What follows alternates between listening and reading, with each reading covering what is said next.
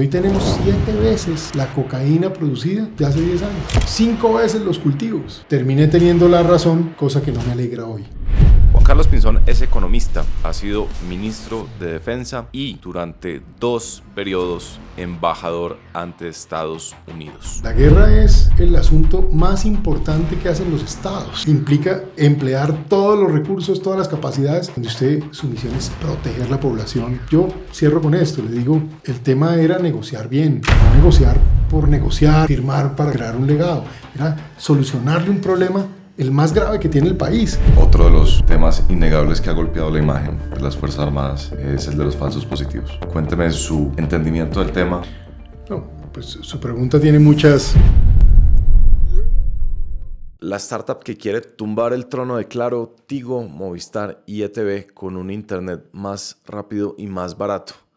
El titular es de Forbes y es sobre nuestro patrocinador, Somos Internet, que ustedes por escuchar este podcast ya lo sabían que Somos Internet, a diferencia de las compañías tradicionales, no alquila sus cables ni tampoco terceriza su servicio al cliente y por esa razón tiene tasas de satisfacción de usuario descomunalmente positivas para la industria.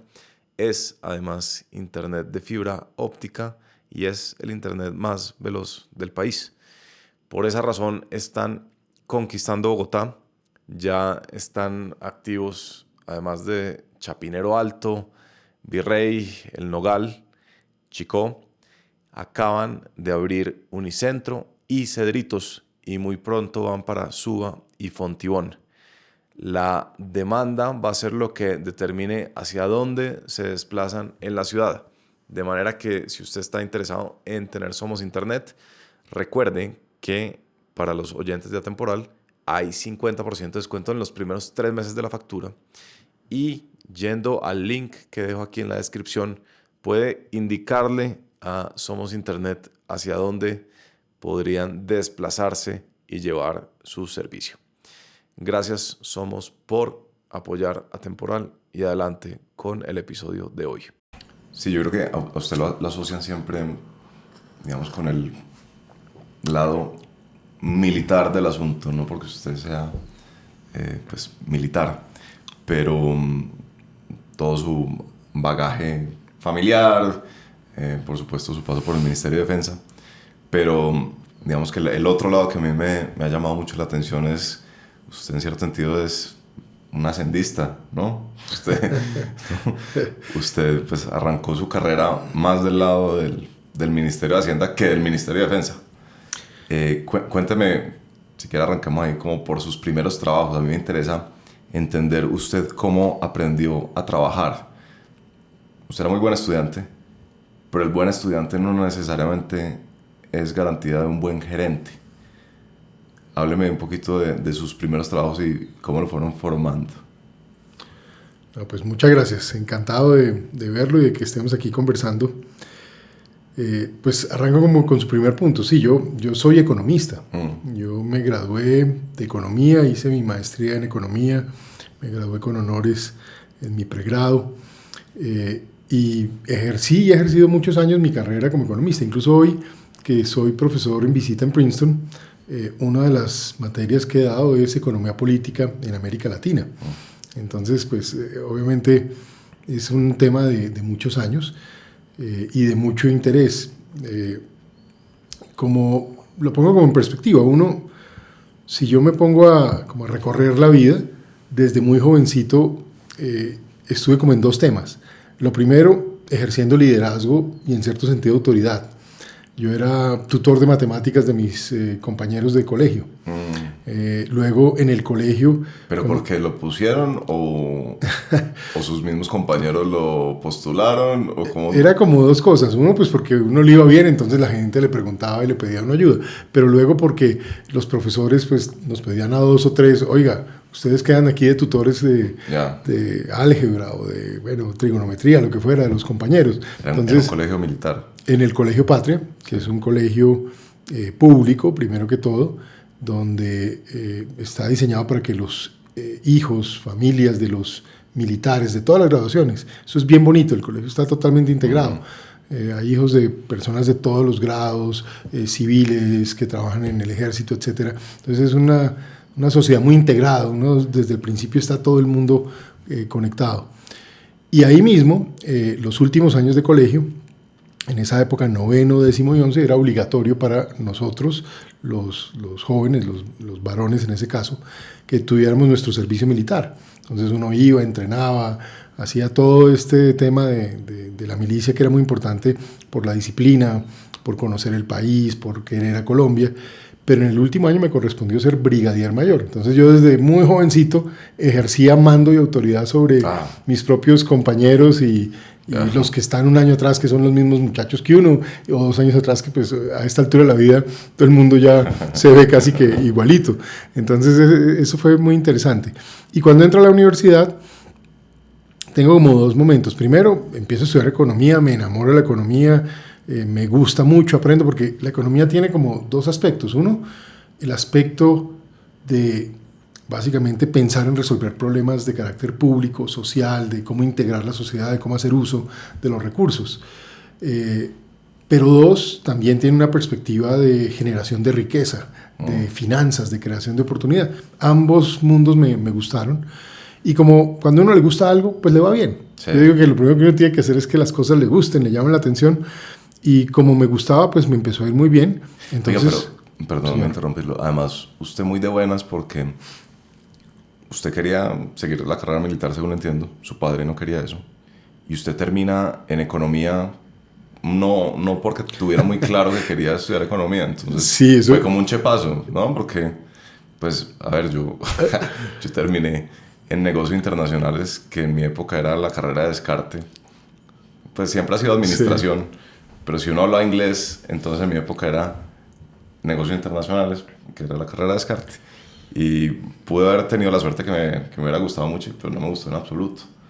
Pero usted aplicó como a 3, sí. Y terminó definiéndose por economía, no por razones muy de fondo, y pues le resultó gustando mucho. Sí, eso, ahí para hacer memoria rápido, lo que pasó fue lo siguiente. Yo sí quería era ser militar, y eso estaba asociado como a 2 realidades. La primera, mi padre, la vida de mi padre. Entonces yo viví por todo el país, yo viví en Palmira, en el Valle, yo viví en Puerto Berrío, viví en Melgar, Tolima, en Santa Marta, en fin, por todo el país, incluso en el exterior, en Chile, en Estados Unidos, por cuenta de eso, pero siempre afiliado a ese mundo. Entonces yo quería ser militar. Y en mi familia hay una tradición que, si uno se va atrás, llegó a 150 años atrás, donde hay personas que llegaron a ser generales, comandaron tropas en guerra. Yo tengo un bisabuelo que gana la batalla de Huepí, y con eso Colombia recupera al final Leticia, el Amazonas. Entonces esto está lleno de esa energía, pero al mismo tiempo, pues ya habiendo yo estado de brigadier mayor y toda esta cosa era como muy natural. Pero al final tenía yo un poco la oposición de mi padre, y yo creo que él le preocupaba seguramente, veía cosas y no estaba de acuerdo. Y por el otro lado, pues como ese despertar que uno ya tiene como en el último año, donde uno dice, ¿yo qué voy a hacer? ¿Y si será que esto, que aquello? Pero para hacer la historia corta, el colegio, tenía esos estudios que se hacen y que hacen los muchachos, y esto es un consejo para los jóvenes que nos puedan ver. Hay que hacerle caso a esos estudios que permiten identificar las vocaciones y los intereses. Y a mí me salió lo siguiente. Primera vocación, militar, o sea, sí era coincidente conmigo. Sí. Segunda vocación, servicio público de gobierno y demás. Y tercer tema, carrera, decía economía, que como que integraba temas. Entonces, la verdad, yo vi eso, yo no le creí mucho, pero me sirvió como información, porque me presenté a 3 carreras. Ingeniería de sistemas, pasé. Medicina, pasé. Y economía, pasé. Y terminé estudiando economía. Una de las motivaciones es porque me gustó, estaba informado por ese lado, pero terminé en mi Universidad Javeriana, a la que quiero mucho, a pesar de que también había pasado en los Andes, porque era más económica. Y mi familia, pues mi padre era un militar, vivíamos con unas limitaciones económicas muy grandes como familia, y a pesar de que mi padre es generoso y siempre, mejor dicho, nunca faltó nada, como se dice, sí. Gracias a Dios, hay que decir también que mi decisión fue, no, vamos a una universidad que mi familia pueda pagar y que claro, podamos estar. Y así terminé economía. Enamorado de la economía, me gustó mucho. Para conectar con la historia anterior, pues me volví monitor. Entonces ese fue otro factor de liderazgo, monitor de qué materia? micro, macro, política monetaria, política económica años después, o sea, y me dejaron ser profesor, me acuerdo yo de la gente de administración de empresas, desde que yo estaba como en sexto, séptimo semestre de economía, a los de administración de empresas nocturno, buscaban profesor, entonces me dieron esas clases. Entonces yo fui profesor muy jovencito, tenía como ese liderazgo. Y en lo político, en los años en que yo estoy en la universidad se presenta ese caso terrible de que el cartel de Cali financia la elección del presidente de la República. Y yo todavía siento que desde muy joven y quizá por los valores de familia, por los valores también de la universidad, pues opuesto al tema del narcotráfico y la corrupción. Entonces creamos un movimiento que se llamaba 8.000 firmas por la verdad. Y con eso salimos a marchar contra el gobierno, sí, por cuenta de que el proceso 8.000. Claro. Y eso también, digamos, como que le va a uno dando unos espacios de por qué uno termina, digamos, sí, ejerciendo autoridad o caminando hacia el liderazgo o tratando un poco de ser guía en cierto sentido de otros. En esas experiencias de asistente de profesores, ¿hubo alguno que lo marcara especialmente? Digamos, nunca se le abrió como un posible camino hacia la academia.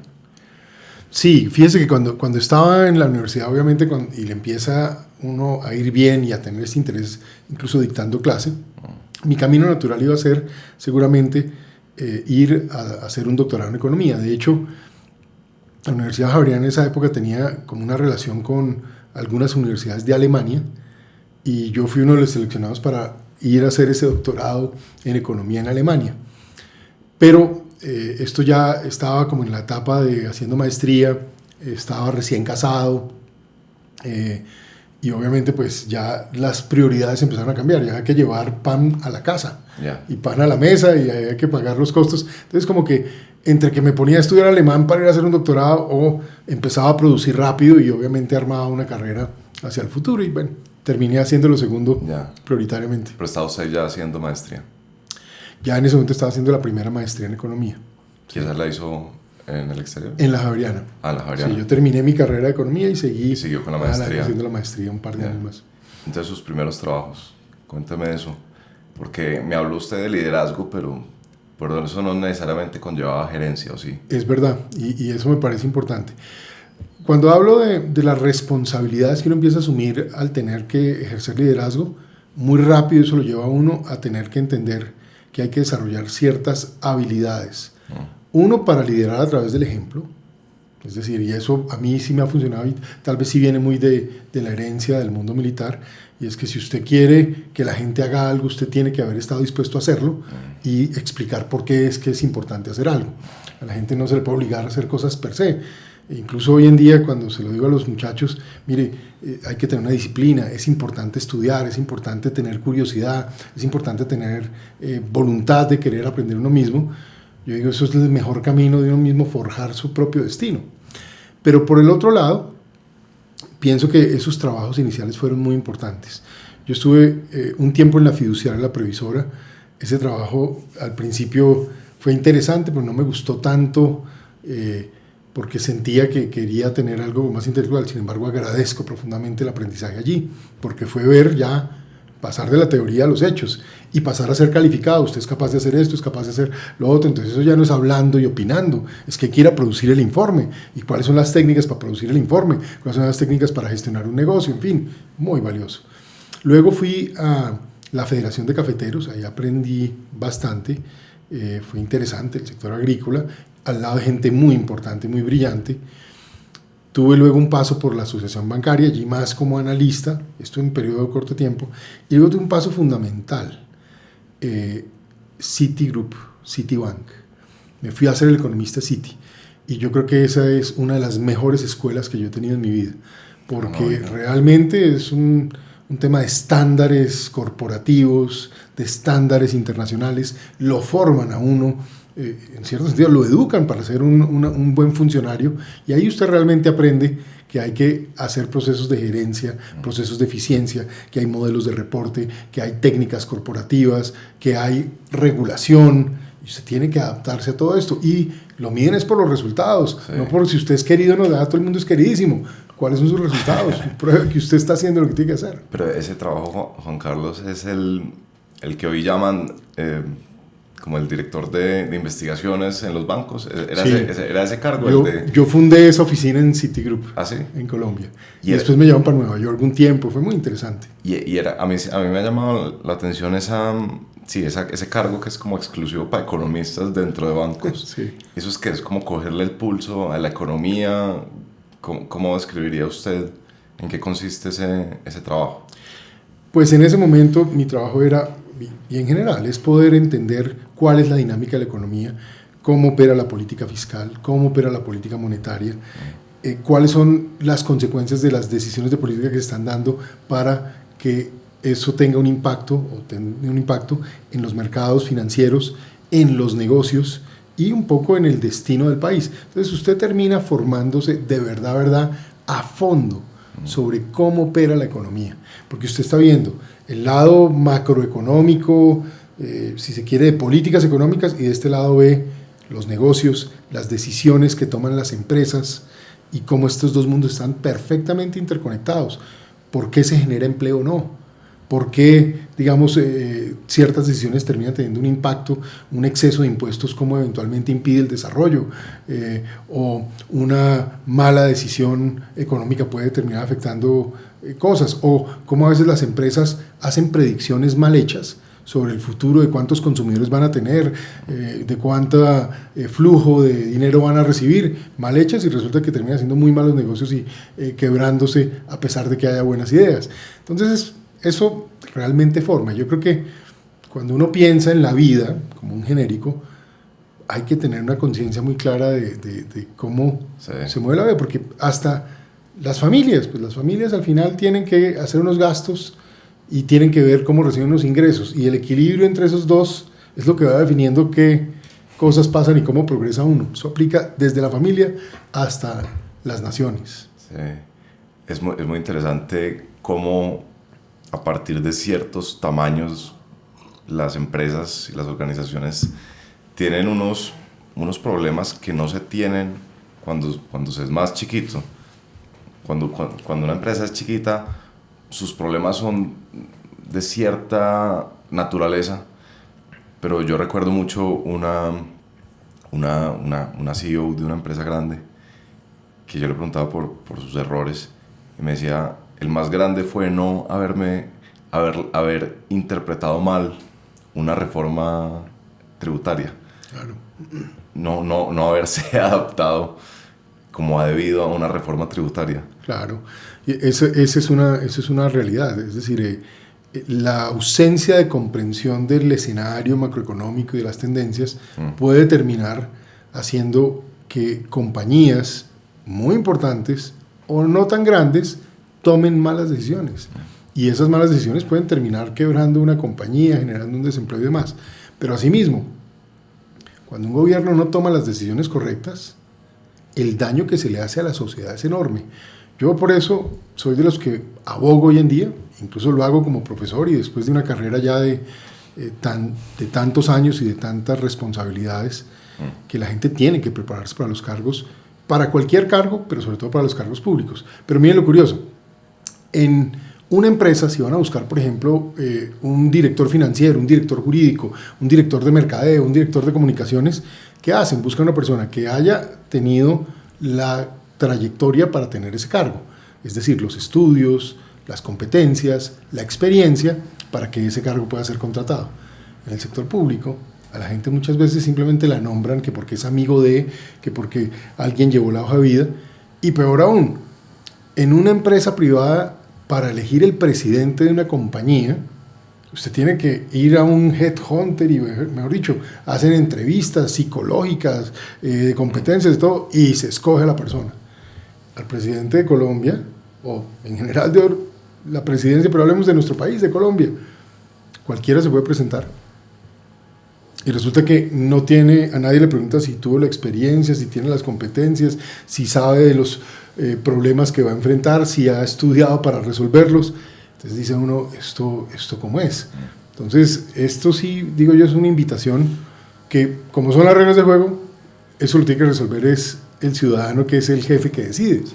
Entonces el ciudadano sí tiene que estar informado de cuáles son las capacidades, el conocimiento y la experiencia frente a los problemas que esos ciudadanos quieren que se resuelvan o se enfrenten. Venga, en ese pequeño periodo en el que usted pasa como por 3 trabajos al principio de su carrera, Sí. ¿usted no estaba preocupado? Es decir, uno podría leer como, oiga, obviamente uno cuando lo cuenta en retrospectiva es como, cada uno fue un gran aprendizaje, Sí. pero en el momento probablemente usted sentía otra cosa. Alguien en esa situación podría sentir, oiga, yo definitivamente es que no doy pie con bola, no me hallo, no me encuentro, y pues venía como con este momentum, este impulso que la estaba rompiendo en la universidad, y ahora ando en el mundo laboral más perdido que quién sabe. ¿No le pasó algo? Pues nunca sentí eso, le soy honesto, pero miro para atrás y al contrario fueron años de formación, porque algunos de estos trabajos, de hecho los primeros 3, los tuve antes de graduarme. Entonces yo estaba por ahí como en esa época de la carrera de 10 semestres, por ahí desde octavo semestre empecé a estar teniendo estos trabajos. Lo que pasa es que ya uno trabajaba y demás.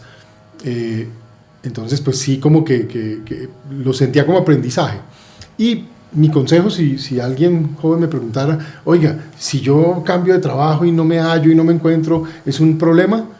No, en la medida en que es la primera parte de la carrera, porque los jóvenes también tienen que ir encontrando qué los satisface más, dónde van a hacer mayor contribución, sí, dónde van a ser más efectivos, dónde se van a sentir más felices. Por eso decía yo, cuando uno encuentra algo que le gusta, la probabilidad de desplegarse y de ser efectivo y de agregar valor es mucho más alta que cuando uno está haciendo algo que no le gusta, pero que siente la necesidad de hacerlo porque tiene que llevar el pan a la casa.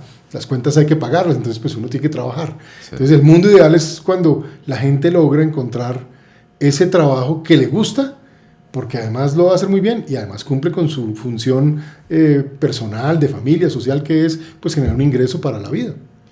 Avancemos un poquito en la historia. Llega un momento de la historia nacional en la que Pastrana dice, señores del Congreso, los voy a revocar. Y los señores del Congreso dicen, señor presidente, ¿por qué no más bien lo revocamos a usted? Y entonces se ve obligado a reorganizar su gobierno. Y entra ahí 2 figuras. Entra Humberto Lacalle y entra Juan Manuel Santos como ministro de Hacienda. Y usted empieza a trabajar en el Ministerio de Hacienda. ¿Viceministro? No. Ahí yo era secretario privado, jefe de gabinete del ministro de Hacienda. Sí. ¿Qué recuerda de esa época? Ahí seguía fuerte la crisis de fin de siglo. ¿Cómo era el panorama? ¿Cuál era el reto ahí?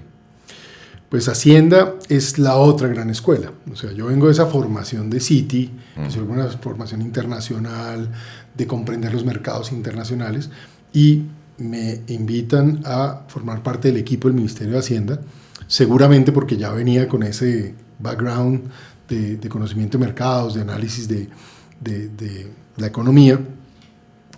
Pero Hacienda es el sitio donde quien quiere tener y ofrecer servicio público y participar del servicio público es un sitio clave para pasar.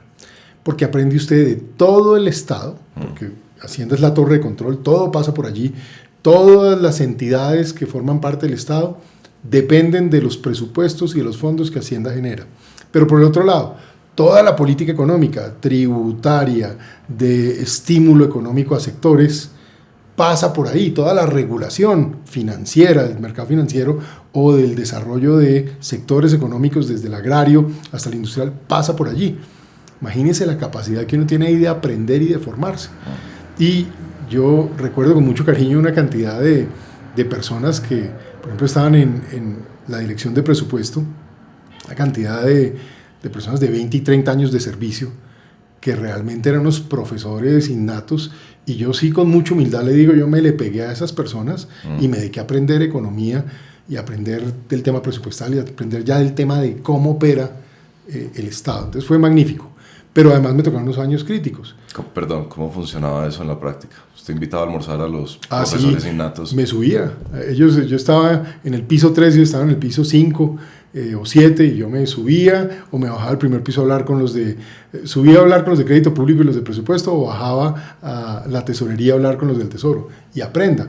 Y pues era una posición muy interesante porque mi aprendizaje además era no para que yo me tomara un curso, sino para ofrecer ese servicio y contribuir. Uno, a darle al ministro y a los altos funcionarios una interpretación de la visión del equipo técnico.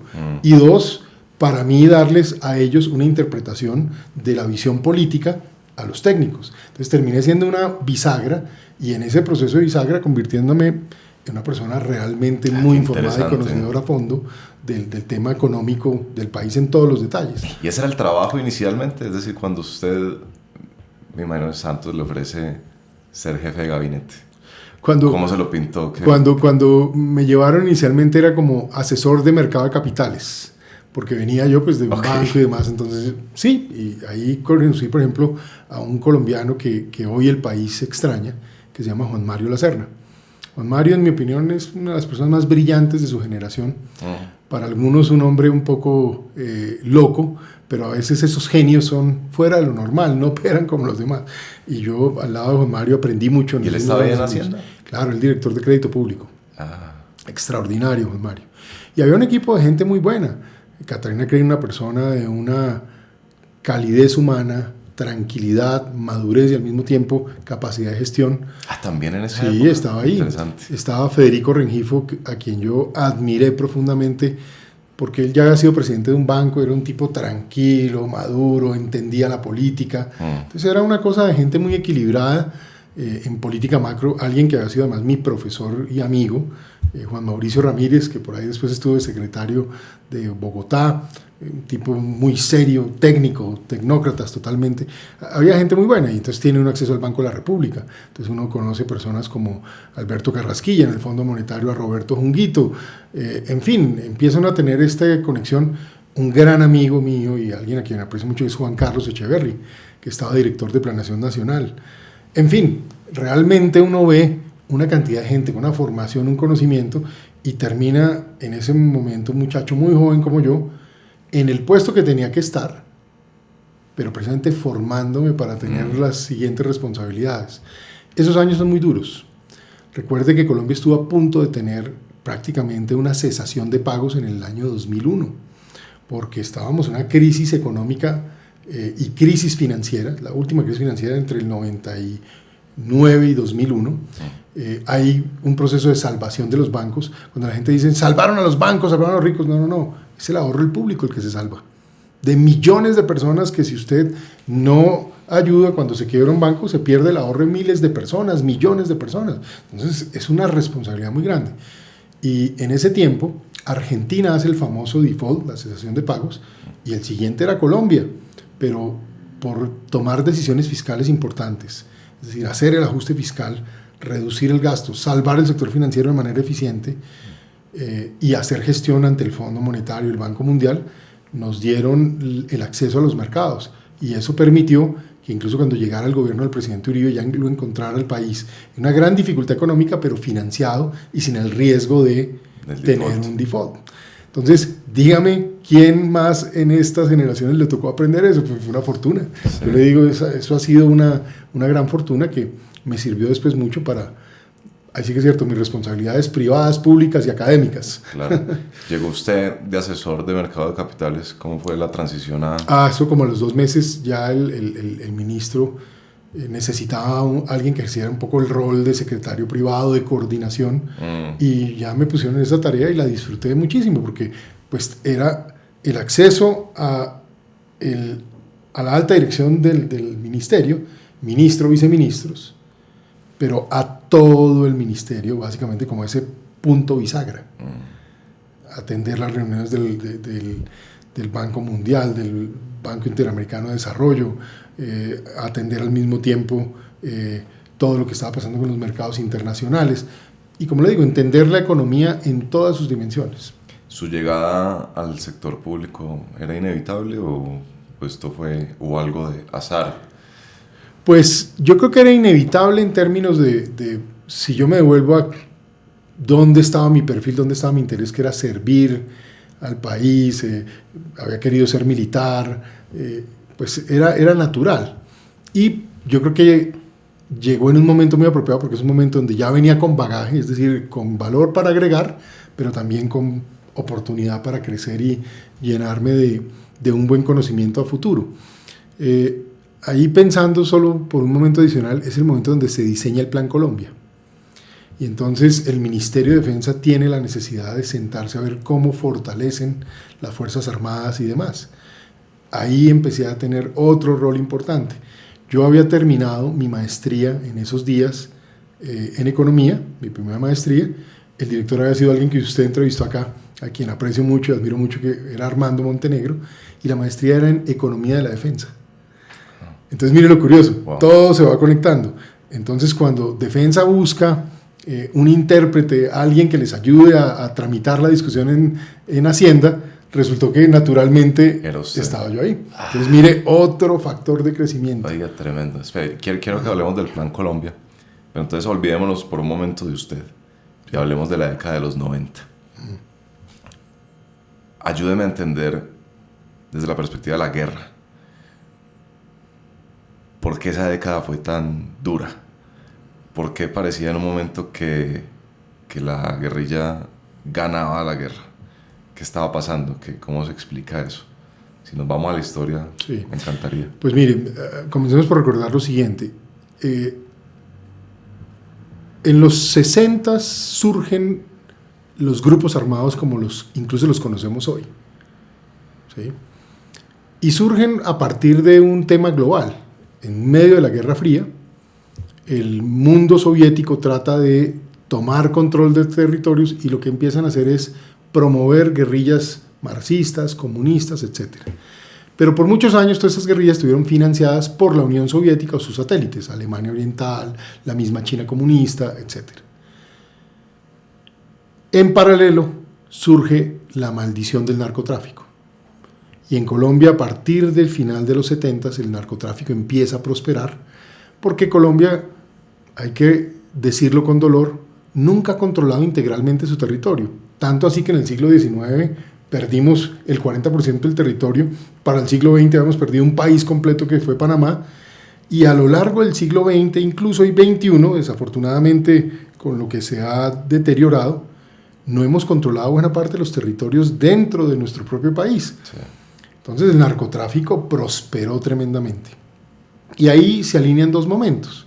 Llega el final de la Guerra Fría, cae el muro de Berlín, es derrotado el comunismo internacional, se acaban las guerrillas en el mundo financiadas por la Unión Soviética, Cuba, etc. Al contrario, los países quedan quebrados, vueltos nada.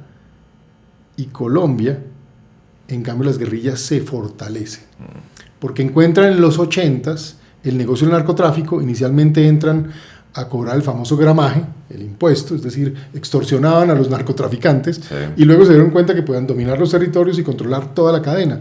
Para los años 90, las FARC ya es una organización narcocriminal y obviamente en esto encuentra fondos y financia una expansión enorme de sus frentes y una expansión enorme de sus capacidades. Entonces empiezan a ser un ejército irregular muy fuerte. En paralelo, el Estado colombiano, un poco también por lo que pasó en los 60s y 70s en América Latina, incluso desde los 50s, la tesis de que a los militares no había que dotarlos, no había fuera que les diera ganas de tomar el poder. Entonces en Colombia, conservadores y liberales daban migajitas. Y cuando había un problema de orden público, eso allá que van y lo resuelven los policías o los militares. Yeah. Resulta que los problemas de orden público son problemas de Estado. La seguridad es algo que es indelegable desde la cabeza del presidente de la República. Y hay que manejarlo en todos sus niveles, en el uso de la fuerza, pero también en la solución de los problemas que promueven o generan esa violencia, que típicamente son temas sociales, son temas legales, son temas institucionales. Entonces, ¿qué pasa? El país va siendo tomado, primero por los carteles de la droga, y luego las FARC, el ELN y otros heredan todo esto, y en los años 90, pues entonces vemos los carros bombas en las ciudades, vemos las guerrillas tomando pueblos masivamente, se mueven incluso hacia guerra de posiciones, empiezan a derrotar a las Fuerzas Armadas, y estuvimos, para final de los 90, a punto de tener básicamente la llegada de las FARC a Bogotá. Es que estaban aquí en la Calera nomás. Ese es el mérito del pueblo colombiano. Quizá el miedo los llevó a buscar un consenso y a buscar una liberación. Y ahí el Plan Colombia es vital. El presidente Pastrana tiene mérito. Los 80, yo creo que en la memoria nacional es la década de del narcotráfico, del narcoterrorismo, de la guerra contra Escobar. ¿Hay algo significativo en los 80s? ¿Es ahí cuando se da esa transición de la guerrilla como comisionista del negocio de la droga a controlante de la cadena de producción de la droga?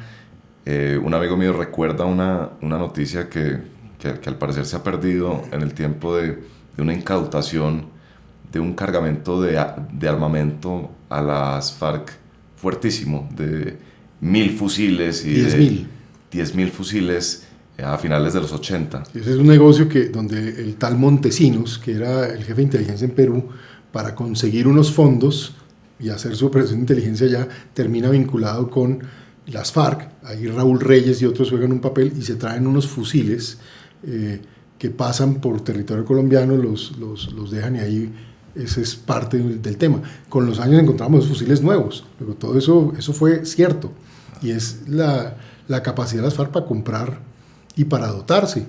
Es que llegaron a ser del orden de 20.000 hombres en armas. Pero es correcto, Juan Carlos, decir que los 80 se estaban fortaleciendo para lo que sería luego la arremetida, sí, que claro, fue en los 90. Sí, claro. En los 80 ellos descubren el gramaje, después descubren el negocio. Para los 90 ya se expanden y ya empiezan a hacer uso de ese, llamémoslo, de esa fuente fiscal criminal para tomar negocios. Ellos tuvieron varias fuentes de ingreso. La extorsión o gramaje o impuesto de seguridad, como le quieran llamar, de carácter criminal, el secuestro. El secuestro por muchos años fue su gran fuente, y hay que ver cómo este país, Colombia, sufrió. Aquí secuestraron desde grandes empresarios, sus familias, hasta pequeños tenderos, hasta personas que escasamente tenían un carro, y les quitaron todo para que estos criminales pudieran prosperar.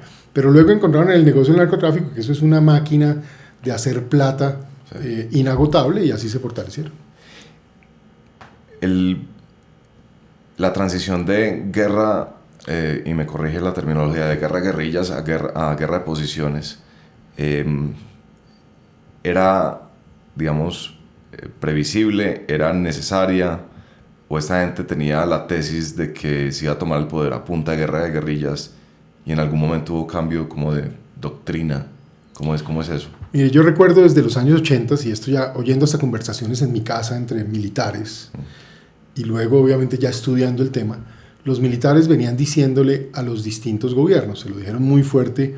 Por ejemplo, el presidente Turbay jugó un papel importante de ayudar a desarticular el M-19 y las FARC, pero llega el presidente de Betancur y dice, no, vamos a hacer la paz y hagámonos pasitos. Soltaron a toda esa gente.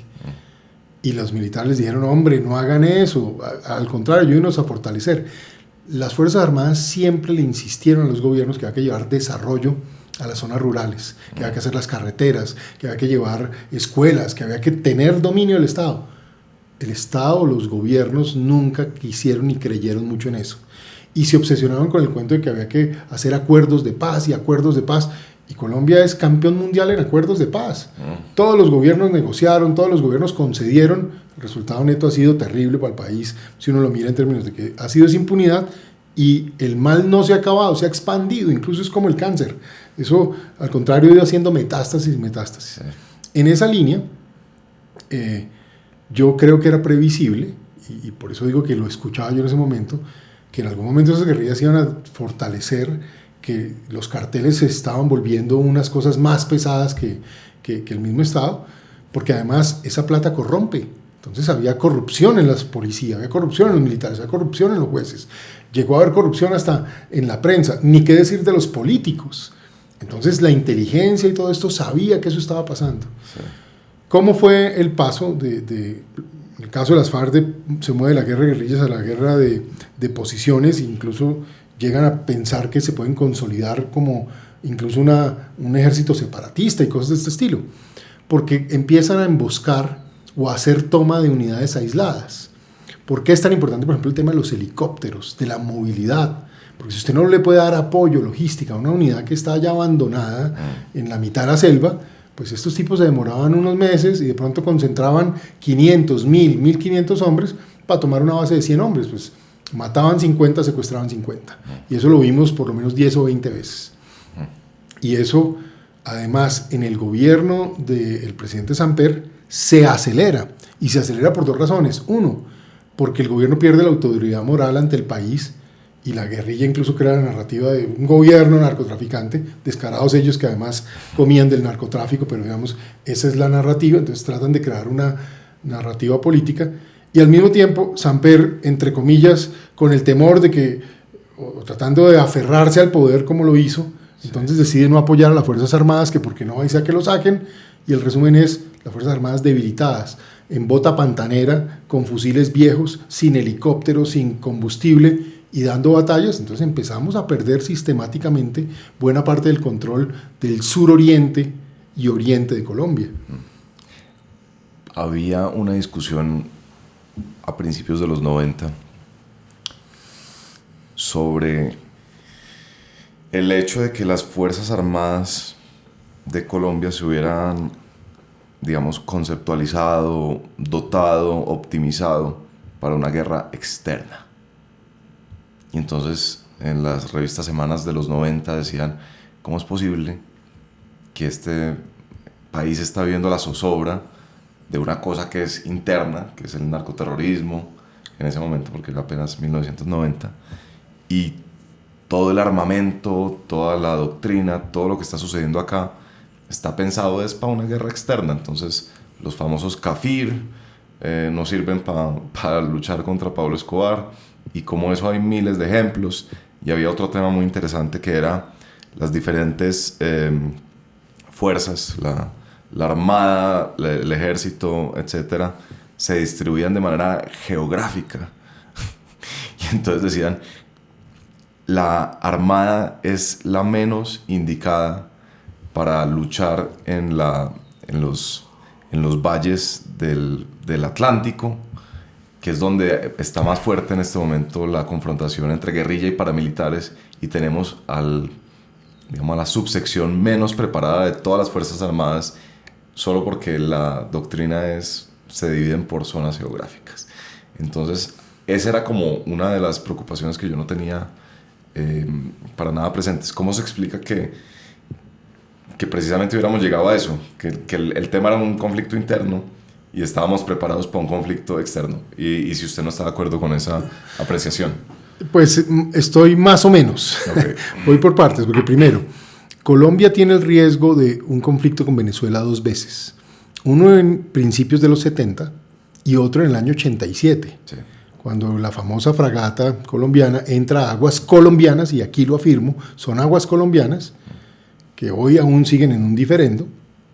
Y resulta que Venezuela, que es un país petrolero, rico en ese momento, el más rico del continente en términos per cápita, tiene aviones F-16 desde esa época, tiene fragatas italianas Lupo recién compradas, y sacan corriendo a nuestra fragata y humillan a Colombia, y técnicamente, de facto, se quedan con ese territorio.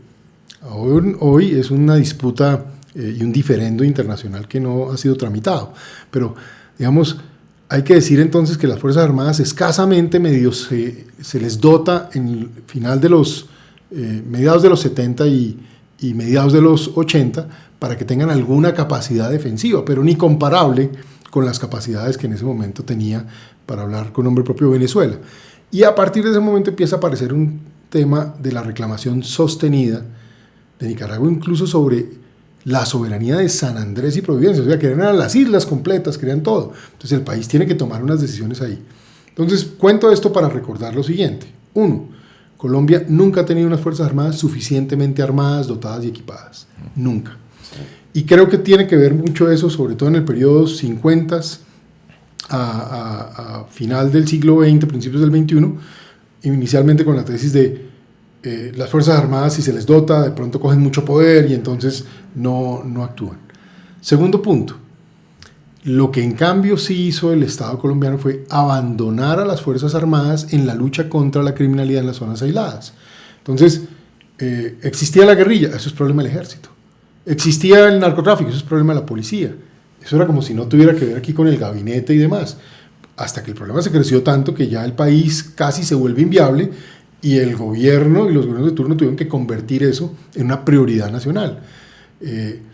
Porque pasaron muchas cosas. Que piense que el M-19 se tomó a sangre y fuego el Palacio de Justicia, pero ya antes se había tomado la Embajada de República Dominicana y antes se había robado las armas en el Cantón Norte y no había una respuesta real del Estado, al contrario, eran solo negociaciones de paz. Entreguemos y resulta que eso fue haciendo muy débil las instituciones. Entonces las Fuerzas Armadas, ¿qué hicieron? Cogieron sus fuerzas tradicionales y empezaron a tratar de enviar a zonas aisladas unidades más pequeñas para confrontar el tipo de problema, pero nunca dotadas con helicópteros. Casi que llegaban a las zonas y quedaban de igual a igual, las golpeaban, etc.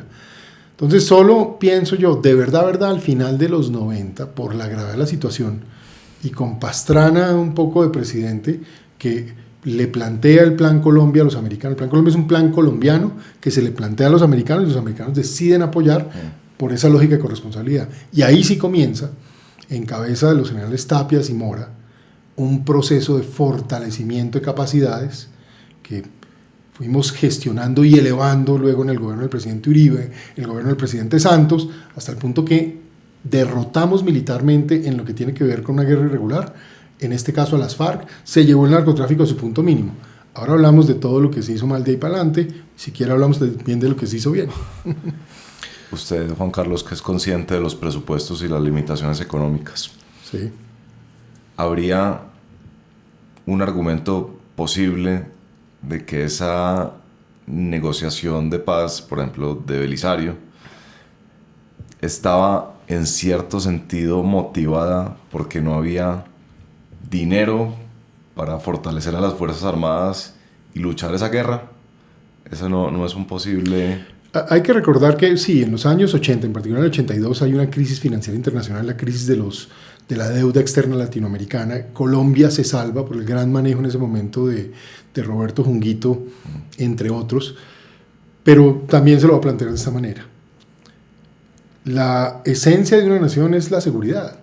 Si usted no puede ofrecerle seguridad a su propia población, pues no está ejerciendo su papel central. Pero segundo, si no hay seguridad, usted no puede llevar el progreso, porque ¿cómo hace para llevar una carretera en un sitio donde van a asaltar, robar o presionar a quien va a construir la carretera? Si usted manda a un profesor y el profesor termina secuestrado, en fin, entonces la seguridad es demasiado importante y es vital. Entonces hay que entender la seguridad no como esencialmente un gasto innecesario, y ahí se requiere estudio y análisis, sino como una inversión que permite que haya progreso y desarrollo social. Esa ha sido para mí muy una visión y una obsesión. La seguridad es el elemento central que permite la libertad, la paz, la tranquilidad, pero sobre todo el desarrollo social, económico y las oportunidades para la gente. Sí. Entonces es una política, al final no es una política militarista, es una política de progreso económico y social. ¿Qué tan cerca en su concepto estuvimos de que las FARC se tomaran el poder? Hablando alguna vez con el general Tapias, que falleció, y hace unos 3 años o 4 años me senté a conversar con el general Mora, que eran quienes estaban realmente en cabeza en ese momento, hay que decir que las FARC empezaron a desplegarse de una manera que empezaron a llegar por el corredor de la cordillera oriental, en el caso de Bogotá, y por la cordillera central y occidental en el caso de Cali. La primera ciudad que iban a tomar era Cali. Recuerde una cosa, es que la gente a veces o no sabe o olvida. Las FARC alcanzaron a pensar que iban a declarar una república independiente en el sur del país y se toman una ciudad capital. Y resulta que se toman Mitú y básicamente pretenden separar a Mitú y básicamente los departamentos del sur. ¿Qué le toca hacer a las Fuerzas Armadas en ese momento? Concentrar todo lo que tuvieron y evitarlo. Y eso ya fue un primer punto de quiebre que regresa el tema. Luego fue derrotarlos allá en la cordillera central y occidental. Luego las FARC decide lanzar una operación para tomar Bucaramanga. Entonces mandan por la cordillera oriental desde los llanos, Arauca y demás, una cantidad de gente. Ahí los detectan, los golpean y los destruyen. Y luego aquí, después de que hacen cosas en La Calera, en el páramo de Sumapaz, que es aquí nomás, estaba totalmente controlado y tomado por ellos. Se recupera con la famosa Operación Libertad y se les quita. Y ya de ahí para adelante empieza un poco la campaña, que es esta gente ya devolviéndose otra vez hacia la guerra de guerrillas, la que ya me toca a mí, primero como viceministro en el tiempo del presidente Uribe y ministro Santos ayudar a diseñar, que es cómo los vamos a golpear en sus campamentos. Nunca ha caído un cabecilla, nunca caían. Y ahí comienza esa campaña donde caen todos. Ya en mi tiempo como ministro es cómo nos tomamos sus territorios. Entonces me corresponde que las Fuerzas Armadas golpean y dan de baja al jefe de las FARC, pero luego ya creamos las fuerzas de tarea que se montan encima de cada uno de los sitios que ellos controlaban y que por años el Estado no había estado. Entonces bajamos, por ejemplo, los cultivos de coca a lo mínimo. ¿Por qué era tan importante eso? Era quitarles el combustible, quitarles la plata, ahogarlos. Por eso es tan lamentable lo que pasa de ahí en adelante. Sí. Uno de los temas que siempre está sobre la mesa en Colombia es el de la informalidad. Y en el caso de las empleadas domésticas, 8 de cada 10 son informales. Y uno entiende, va 1 o 2 veces a la semana y uno se pregunta, ¿de verdad tengo que volverme un experto en derecho laboral para solucionar este asunto? Y la verdad es que no. Para eso existe Simplifica, una aplicación que genera la afiliación a Seguridad Social, facilita los pagos y todo lo relacionado con las empleadas domésticas en solo un par de clics. Ahorra uno tiempo y plata, además de que evita las multas y las posibles demandas, y encima de eso Simplifica genera beneficios adicionales para las empleadas. Ya más de 25,000 familias han usado Simplifica, que si van a simplifica.com pueden registrarse y recibir una asesoría totalmente gratis sobre su caso particular. Gracias Simplifica por apoyar a Temporal y sigan con el episodio. Jaime Ruiz, que vino al podcast y que fue clave en la concepción del Plan Colombia. Bueno que lo menciono, sí. Me contó una conversación que él tuvo con el comandante del Comando Sur, se llama así, en el que el señor le explicaba, vea, el problema es que la guerrilla se mueve a 6 kilómetros por hora y usted y el ejército se mueve a 5. ¿Por qué es tan importante la velocidad de movimiento en una guerra? ¿Y qué otras miradas me puede dar usted de entender cómo era esa confrontación y el balance de las fuerzas? ¿Cómo más se puede mirar eso? A mí me pareció fascinante mirarlo desde los números, pues yo creo que nadie se había preguntado. Y porque al final no sabe cómo me alegra esta pregunta. Primero, por 2 razones. Primero, vale la pena reconocer a Jaime Ruiz. Jaime Ruiz es un gran estratega colombiano que piensa en materia económica, desarrollo y al mismo tiempo de seguridad. Y es quien concibe lo que termina siendo el Plan Colombia. Entonces es brillante lo de Jaime. Para diseñar una solución y un avance en materia de seguridad, si algo no importa es vociferar. Y aquí quiero un poco decirlo. A mí me da terror que yo veo un poco de candidatas, personas que en su vida han oído, por dicho, yo siempre digo, oyen un tote y son los primeros que salen corriendo. Pero eso sí, gritan y es que si yo llego, yo sí, carajo. Los que ya hicimos esto, sabemos hacer esto, hemos hecho esto tiene ciencia, esto tiene planificación, esto tiene gerencia, esto tiene análisis de cómo desplegar capacidades, tecnología. No hay un tema donde importe más la tecnología que en materia de seguridad. Usted tiene que saber de estas cosas. Entonces esto no es un tema de simplemente vociferar. Hay que tener voluntad política, pero mucho conocimiento. Y ahí caigo a lo que usted plantea.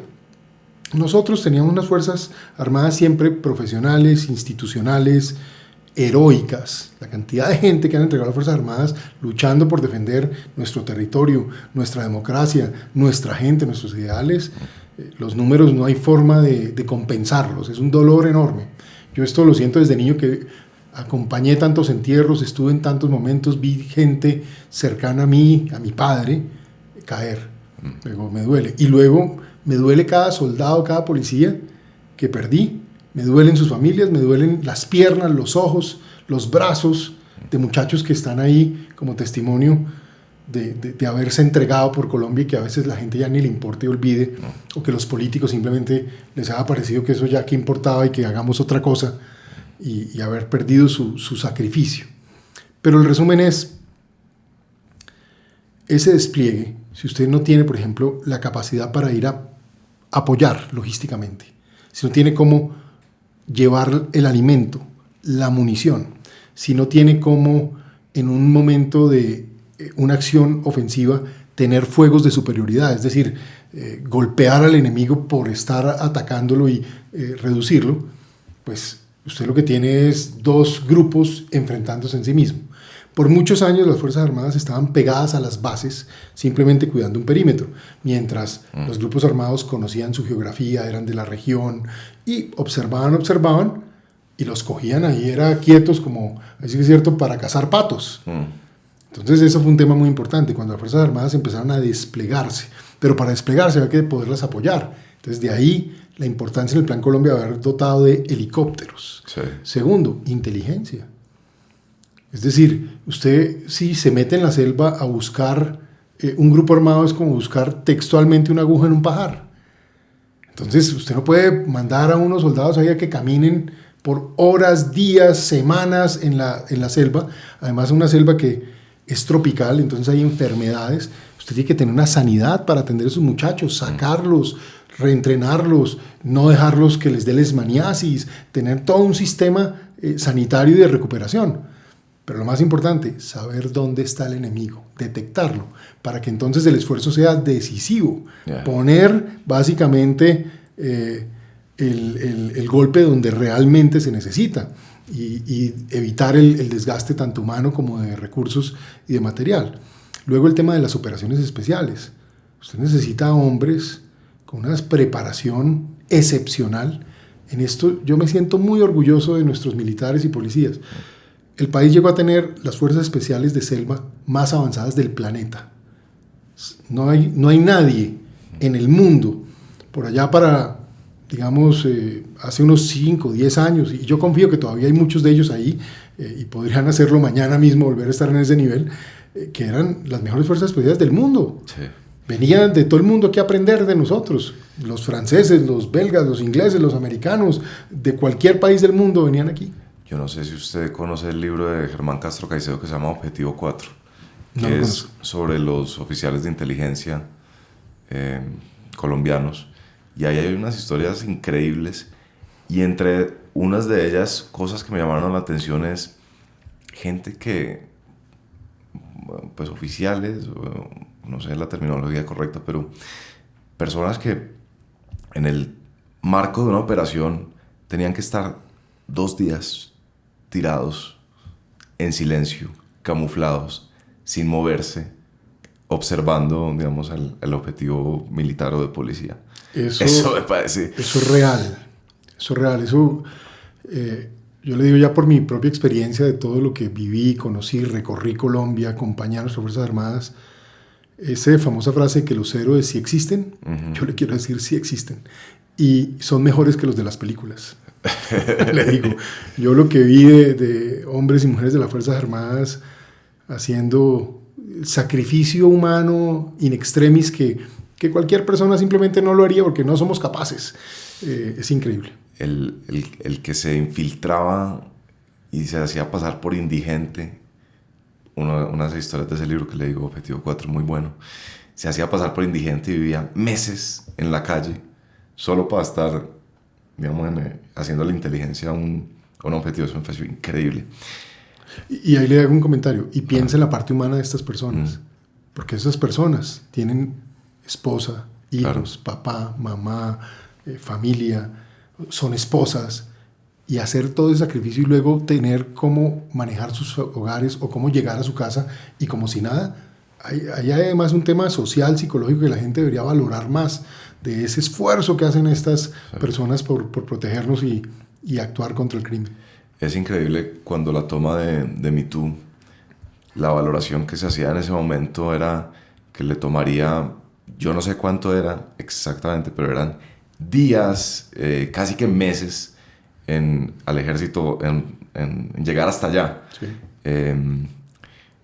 No sé si me quiere contar un poquito, porque a mí esa operación de Me Too me parece de las cosas más sensacionales con la aterrizada en Brasil, en fin. Sí, yo pues no me correspondió vivirla, claro. Me correspondió informarme de las personas que la ejecutaron, pero sí le quiero decir una cosa, en ese momento salvaron a Colombia sí. de una intención perversa. Segundo, la abordaron con todo el riesgo y la determinación, o sea, se jugaron hasta el punto de hacer lo que era imposible, haberse llevado un avión y helicópteros a territorio de Brasil para poder operar desde allí y retomar la ciudad. Los bombardeos de precisión que hicieron en esa época cuando todavía no teníamos armas de precisión, y haber golpeado a la guerrilla, haberle hecho pagar el costo de hacer esto. O sea, por donde uno lo mire, y el arrojo de esos soldados de fuerzas especiales que llegan a recuperar a Colombia y a empezar a perseguir a toda esta gente. Así que fue una cosa excepcional. Pero sabe que ese fue el punto de quiebre. Como esas, luego hay muchas operaciones y cosas increíbles que se hicieron, que realmente son dignas de estar en los libros de historia y de las gestas heroicas. Pero vuelvo al punto. ¿Cómo es posible que uno haga todo ese sacrificio para botar el balón y dejar que después de todo ese esfuerzo las cosas se reversen? Que es donde estamos hoy. Eso es lo que preocupa. El avión fantasma versus los Black Hawks, ¿qué fue más importante? ¿El avión fantasma también es del Plan Colombia? ¿Sale de ahí o...? El avión fantasma básicamente es un avión muy viejo, colombiano, el avión DC-3, pero que lo dotan de capacidades de entrega de armas, de hacer fuego decisivo. Entonces le montan esencialmente ametralladoras, incluso se podían montar morteros, etcétera, pero sobre todo podía durar volando mucho tiempo de forma sostenida en apoyo a las tropas. Eso tenía un doble efecto, la moral. Ese muchacho que está abajo siendo atacado por 500 tipos y son 30, sí, pero saben que hay un avión encima que le está dando a los otros, entonces eso les daba moral. Y la segunda, la capacidad de hacerle daño, y que empezaron esta gente a tener miedo porque no lo podían bajar y podía estar ahí una hora encima golpeando. Pero no hay forma de definir qué es más importante, si el helicóptero o el avión, porque el helicóptero es el que garantiza el despliegue, es el que garantiza el apoyo, es el que garantiza la entrada de tropas adicionales. Y lo que a veces la gente no ve es el que permite sacar al enfermo, al herido, el que permite hacer todo el abastecimiento logístico, que al final la guerra es logística. Eso es muy importante. Sí.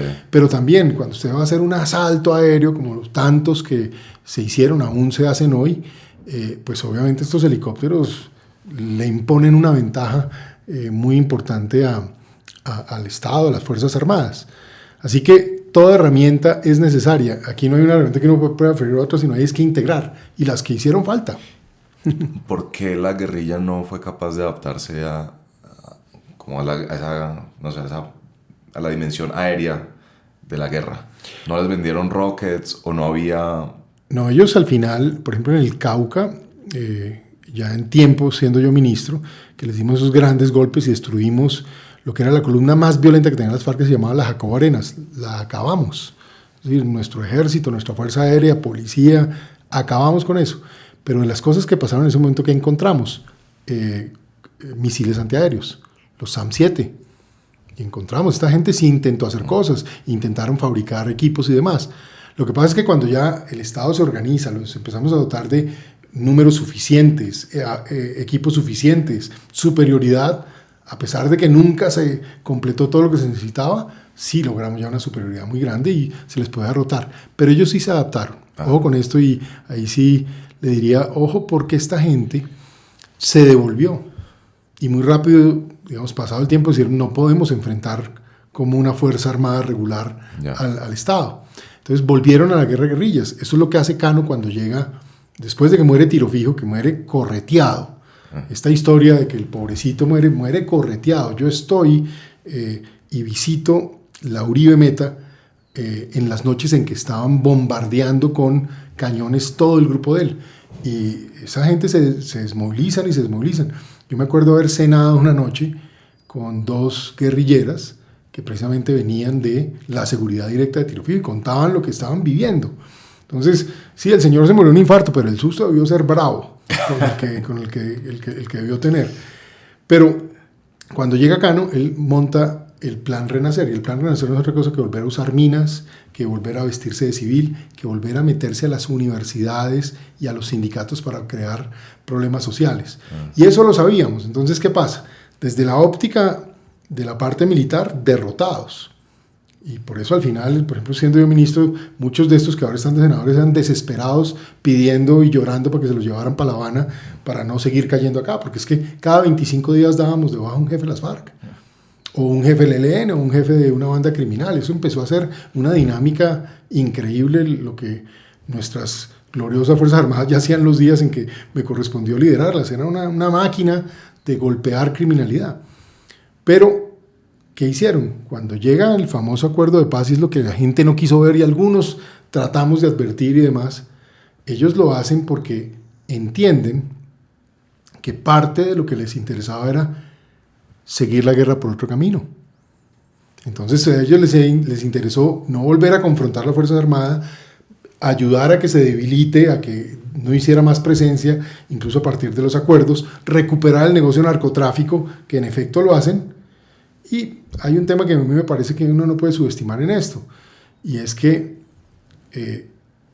la recuperación del negocio criminal permite volver a financiar una cantidad de estructuras, unas asociadas a lo que había y otras que simplemente van apareciendo porque el negocio es inevitable y así van recuperando terreno. Entonces usted mira hoy y, por ejemplo, el famoso estallido social del 21 está conectado con todo esto, porque ahí hay estructuras, tanto el ELN como las FARC, que ayudan a que esto se organice y se despliegue. Eso no significa que cada persona que fue tenga que ver con ellos, miles no, pero la estructura logística y el plan de cómo eso sirviera para tomar el poder en Colombia, eso es inobjetable. Y mire, ayer cuando yo veo al mismo presidente hoy, un tipo que está más afín a estos comportamientos que a la defensa del pueblo colombiano, y empieza a mandar estas señales de que van a sacar al pueblo, lo que llaman el pueblo, ¿quién es el pueblo? No somos todos. No somos las mayorías, son las minorías. ¿Cómo es esto? Pues el resumen es, ¿detrás de qué van? Abajo golpeando a las Fuerzas Armadas y arriba buscando cómo debilitar la institucionalidad, pero al mismo tiempo sacar estructuras que ya no tienen que ser súper armadas, sino pequeñas estructuras que hacen terrorismo localizado, terrorismo urbano, acción contra la población, bloqueo de vías, bloqueo de la economía. Eso no se puede subestimar. Pero entonces venga, estamos hablando de la historia. Entonces, 80s, fortalecimiento, pues financiación y fortalecimiento de los frentes guerrilleros. 90 sí. Es como la década terrible, cuando parece que se están tomando esto. Ahí empieza el punto de quiebre, fortalecimiento de las Fuerzas Armadas, Plan Colombia. Ahí entonces la guerrilla vuelve a ser una guerrilla, pues a la guerra de guerrillas, sino a la toma de posiciones. Usted ahí llega al Ministerio de Defensa, no como ministro todavía, ahí sí como viceministro. Sí. Hábleme de ese periodo. Entonces, ahí, ¿cuál es la estrategia acerca de qué se trata ese periodo como viceministro? Yo llego a ser viceministro invitado por el ministro Santos y el presidente Uribe, después de haber sido el representante de Colombia en el Banco Mundial. Y menciono esto porque ese paso por el Banco Mundial es otra escuela. Yo en el Banco Mundial lo que tengo acceso es aprender de todos los temas de desarrollo del mundo, temas de educación, temas sociales, temas de salud, temas de tecnología, etc. Eso fue muy importante. Pero me influye algo que es vital. El señor McNamara había sido el secretario de Defensa después de haber sido el presidente de General Motors sí. En la guerra de Vietnam. Sí. Y él luego es el presidente del Banco Mundial. Y parte de la razón es porque se entiende que la manera de llevar estabilidad y paz a una sociedad es a través de la solución de temas sociales. Entonces, cuento esto porque si algo venía yo era con la convicción de hay que integrar la capacidad de la fuerza con las capacidades sociales del Estado para que eso sea la manera en que uno resuelve problemas.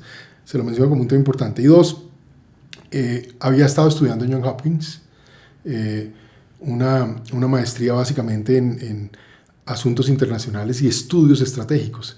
Y me enfoqué en estudios estratégicos. Entonces yo venía de haber estudiado la historia de las guerras y la historia de la estrategia básicamente militar. Entonces era como el mundo perfecto. El tipo que venía de Hacienda, venía del Banco Mundial y fuera de eso tenía estos estudios en ese momento. ¿Qué me toca a mí como tarea? Dos cosas. Primero, diseño del impuesto al patrimonio para fortalecer las Fuerzas Armadas más que nunca. Yeah. Entonces, esa es una tarea muy importante, que es diseñarlo desde la óptica fiscal, en compañía con Hacienda, con el ministro Carrasquilla, en ese momento muy importante, Pero dos, planifique con las Fuerzas Armadas, con cada una de ellas, qué equipos y qué capacidades vamos a tener. Y cómo no gastarnos la plata en cosas que son para una guerra de mañana o una guerra de ayer. Cómo traemos helicópteros, cómo traemos inteligencia, cómo traemos fuerzas especiales, cómo hacemos más hospitales, más casas fiscales, le damos bienestar a la gente, cómo creamos esa capacidad. Entonces eso fue muy importante. A mí me toca diseñar ese impuesto y luego, como ministro, ejecutar el segundo, diseñarlo y ejecutarlo. Entonces eso nos da una gran capacidad de incidencia. ¿Cómo luego hacer un ajuste a la lucha contra el narcotráfico?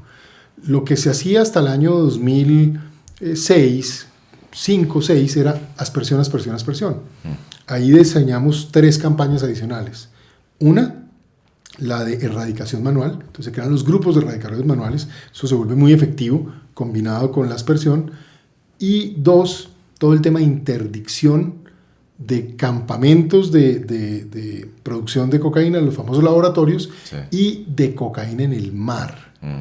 Entonces esto le empieza a ser básicamente una estrategia anaconda a apretar a estos grupos armados porque los va asfixiando. No solo usted les pega militarmente, les lleva presencia al Estado poco a poco, nunca suficiente, pero les va quitando la fuente de financiación. Esa es toda la concepción estratégica que hay detrás de esto. Por eso le digo que la guerra es el asunto más importante que hacen los estados, porque implica emplear todos los recursos, todas las capacidades y toda la visión, y más en una guerra interna, donde su misión es proteger la población y darle garantías de sus derechos constitucionales.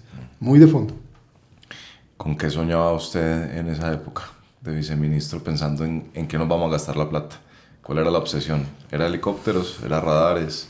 No, primero no tenía una obsesión particular. Realmente esto lo hicimos con la lógica de la ciencia y de la información. ¿Qué necesitábamos para ser mejores y para ganar superioridad? Y eso sí lo hicimos. Entonces mi sueño estaba cumplido en ese momento. Entonces, conseguimos lo que se necesitaba. ¿Qué le frustra a uno? Que nunca es suficiente. Pero bueno, esa es la dinámica de la economía. Siempre hay presupuestos limitados. ¿Por qué digo esto? Porque siempre me quedó la sensación que el país debió preparar mejor sus capacidades de defensa en otros campos. Por ejemplo, yo fui el que, siendo ministro, planteé la necesidad del cambio de los aviones de combate, de los aviones en ese momento. Y eso debimos haberlo hecho hace unos 10, 15 años. No se hizo y aún el país tiene ahí un problema porque esa superioridad, por ejemplo, sí la empezamos a usar contra grupos armados. Al final, algunos de los bombardeos de precisión y las tecnologías que adquirimos los hacíamos incluso con los aviones Kafir. Eso la gente no puede subestimarlo. Colombia terminó teniendo en ese escuadrón de Kafir tal vez el mejor escuadrón de América Latina y uno de los mejores del mundo de entrega de armas contra objetivos en tierra. Es que esta gente la llevamos al famoso Red Flag allá en Las Vegas y fueron muchas veces. Eso que pasa en las películas, los nuestros lo hicieron. Y le ganaban a aviones de mucha más calidad y superioridad. ¿Por qué?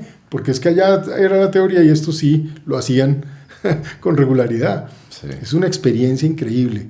El estándar que alcanzaron nuestros militares y policías. Mire, con el Departamento de Estado, siendo Brownfield el que ha sido embajador acá, el subsecretario, creamos un programa básicamente para el USCAP, se llamaba, para entrenar a todas las fuerzas de policía del continente, América Latina y del Caribe. Entonces yo llegaba, por ejemplo, a Trinidad y Tobago, allá había policías colombianos, Guatemala, El Salvador, en Haití, en todas partes. Que eran los que capacitaban. Capacitaban. Nuestras fuerzas militares, ¿por qué terminamos llegando a ser básicamente socio global o miembro global de la OTAN? No miembro, porque eso es una membresía solo para un grupo de países que está definido, pero éramos socios de la OTAN para recibir estándares, porque nosotros teníamos que dar. Sí, íbamos a aprender mucho, y aprendemos mucho, pero teníamos que dar toda esta experiencia de contraterrorismo, contra narcóticos, de inteligencia, de operaciones especiales en selva, toda la capacidad naval que el país ha creado. Ya explicaba yo el tema aéreo, o sea, es muy importante. Déjeme leer aquí yo sé que va a leer y... ¿Ya sabe qué va a leer? Sí, me gusta. Déjeme leer un pedazo importante de nuestra historia, un discurso de los más significativos, y ahora quiero preguntar por las implicaciones de esto. Este es el discurso que pronuncia Alberto Lleras en el Teatro Patria, Sí. en una reunión privada con los militares de ese entonces. Dice Alberto Lleras Camargo: toda la vida de ustedes ha estado dedicada a aprender a obedecer y, como consecuencia, a saber mandar cuando les llegue su tiempo, pero a mandar personas que no deliberan sobre sus órdenes ni las discuten.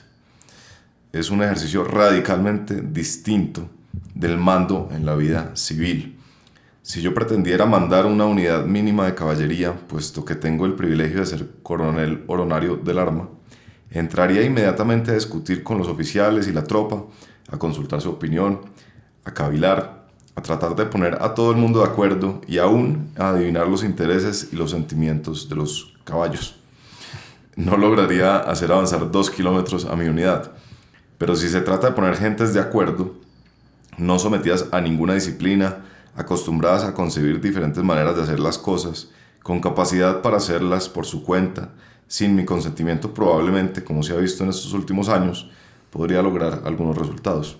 Hemos sido educados para funciones diferentes y para distintas maneras de servicio. Eso es todo. El de ustedes es más peligroso y allí reside su nobleza. La política es el arte de la controversia por excelencia, la milicia, el de la disciplina. Cuando las Fuerzas Armadas entran a la política, lo primero que se quebranta es su unidad, porque se abre la controversia en sus filas. El mantenerlas apartadas de la deliberación pública no es un capricho de la Constitución, sino una necesidad de su función. Si entran a deliberar, entran armadas. No hay mucho peligro en las controversias civiles cuando la gente está desarmada, pero si alguien tiene a sus órdenes para resolver la disputa, cuando ya carezca de argumentos o pierde la paciencia, una ametralladora, un fusil, una compañía o las Fuerzas Armadas, irá a todos los extremos, se volverá más violento, será irrazonable, no buscará entendimiento sino el aplastamiento y todo acabará en una batalla. Y con esto cierro. Por eso las Fuerzas Armadas no deben deliberar, no deben ser deliberantes en política.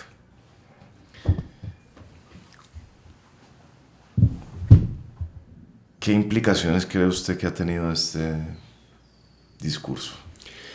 Esa visión de Alberto Lleras, que es muy importante para el país, tiene 2 temas de contexto. El primero, un autor de la Universidad de Harvard que se llama Samuel Huntington, que escribió un libro que se llama El soldado y el Estado. Ahí es de donde se origina un poco esa conceptualización que hace Alberto Lleras para Colombia, que me parece muy importante. Y que en el fondo lo que dice es, el Estado depende de la existencia del soldado y de su disciplina, pero al mismo tiempo, si la nación le entrega las armas a un soldado, hay que asegurarse que el soldado no puede, digamos, hacer uso de ellas contra el mismo Estado, contra su mismo pueblo.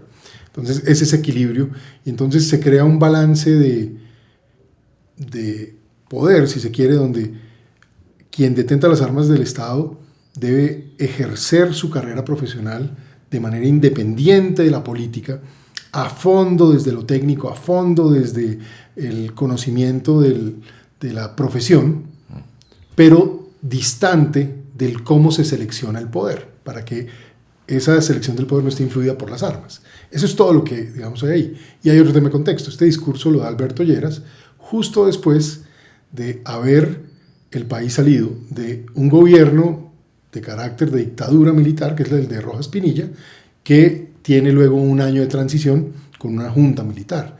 Ahí este es el comienzo del Frente Nacional. Alberto Lleras es el primer presidente del Frente Nacional, y esto es un poco una manera de encontrar un equilibrio para la democracia colombiana. Es, a ustedes los vamos a respetar como militares, dedíquense a su profesión militar, desarróllenla, la política no se va a meter en eso, pero ustedes no pueden deliberar entonces, haciendo uso de las armas, para el ejercicio del poder.